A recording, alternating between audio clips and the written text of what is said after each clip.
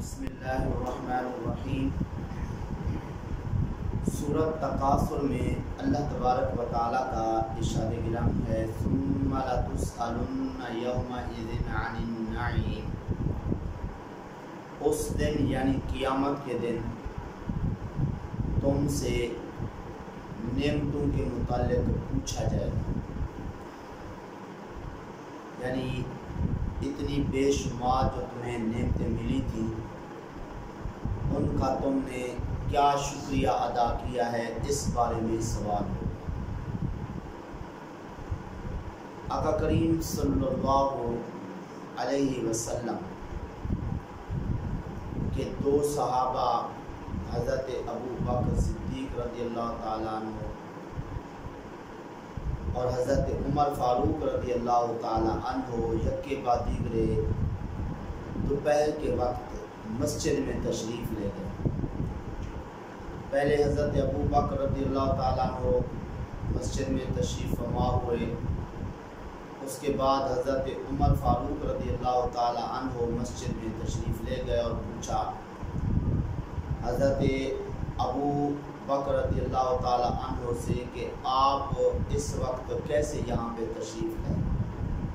فرمایا بھوک کی وجہ سے یہاں میں آیا ہوں۔ حضرت عمر رضی اللہ تعالیٰ عنہ نے فرمایا میں بھی اسی وجہ سے آیا ہوں کہ بھوک بڑی لگ رہی ہے۔ کچھ دیر کے بعد پھر آقا کریم صلی اللہ علیہ وسلم بھی مسجد میں تشریف لے گئے۔ آپ صلی اللہ علیہ وسلم نے دونوں شخصیات سے پوچھا کہ آپ اس وقت ادھر کیسے؟ تو عرض کی حضور بھوک لگی ہوئی تھی، کھانے کے لیے کچھ نہیں تھا تو ہم ادھر مسجد میں آ گئے۔ آپ صلی اللہ علیہ وسلم نے فرمایا ہاں اس وقت ہمیں بھی کھانے کی طلب تھی اور بھوک تھی، ہم بھی اس لیے مسجد میں آئے۔ تو پھر اس کے بعد آپ صلی اللہ علیہ وسلم اپنے ان دو صحابہ کے ہمراہ ایک صحابی کے گھر تشریف لے گئے۔ جب وہاں پہ پہنچے تو گھر کے سربراہ گھر میں نہیں تھے، یعنی وہ صحابی رسول گھر میں نہیں تھے، ان کی اہلیہ گھر میں تھی۔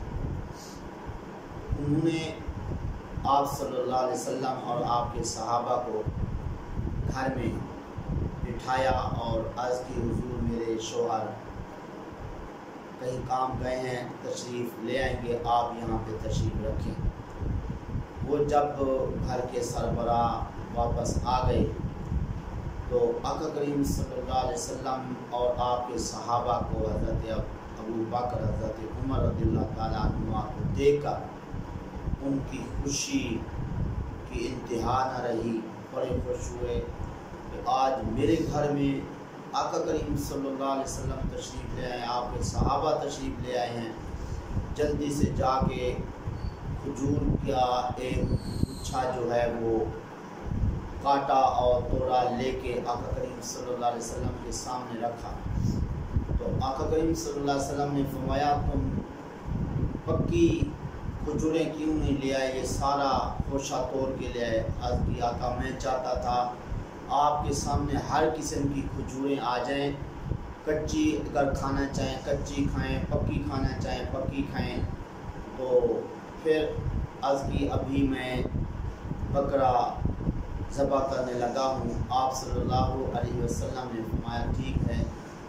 تو انہوں نے بکرا ذبح کیا، پھر گوشت تیار ہوا، کھانا تیار ہو گیا، روٹی پک گئی اور اس طرح آپ صلی اللہ علیہ وسلم کے سامنے کھانا رکھا گیا۔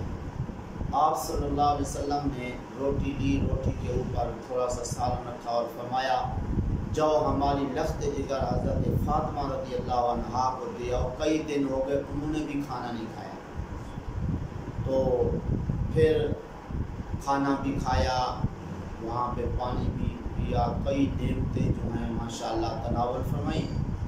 آخر میں آپ صلی اللہ علیہ وسلم روتے ہوئے ارشاد فرمایا قیامت کے دن ان نعمتوں کے متعلق پوچھا جائے گا۔ ہم نے کھجوریں کھائیں پکی کچی اور روٹی کھائی، یہ گوشت کھایا، اتنی نعمتیں استعمال کی، کل قیامت کے دن اللہ پاک ان کے متعلق پوچھے گا۔ तो सहाबा किराम रिज़वानुल्लाहि अलैहिम अजमाइन शेखैन ने अर्ज़ की, आका इतनी भूख लगी हुई थी और हमारे पास खाने के लिए कुछ ना था, हम इधर आए, ये खाने के लिए कुछ मिला और भूख की वजह से हमने खाया, फिर भी इसके मुतालिक सवाल होगा। आप सल्लल्लाहु अलैहि वसल्लम ने फरमाया, हाँ सवाल होगा, हाँ अगर तुमने इसका शुक्रिया अदा कर दिया तो उस सूरत में जो है तुमसे नहीं पूछा जाएगा।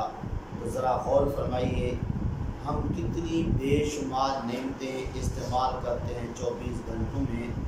जी, ये आँख की नेमत है, हाथ की नेमत है, सांस लेने की बहुत बड़ी नेमत है। जिनका सांस आजकल रुकता है उनसे पूछोगे जी सांस जी की कितनी बड़ी अहमियत है। इसी तरह चलने के लिए पाँव अल्लाह ने दे रखे हैं। तो इस तरह अगर एक अद्धी नेमत आगे पीछे हो जाए तो हम जो है वो ना जाने के क्या क्या शिकवे शिकायत करना शुरू कर देते हैं, हमें जनाब ये नहीं मिला। अगर एक नेमत नहीं मिली तो बाकी उसके मुकाबले में देखें कितनी नेमतें हैं।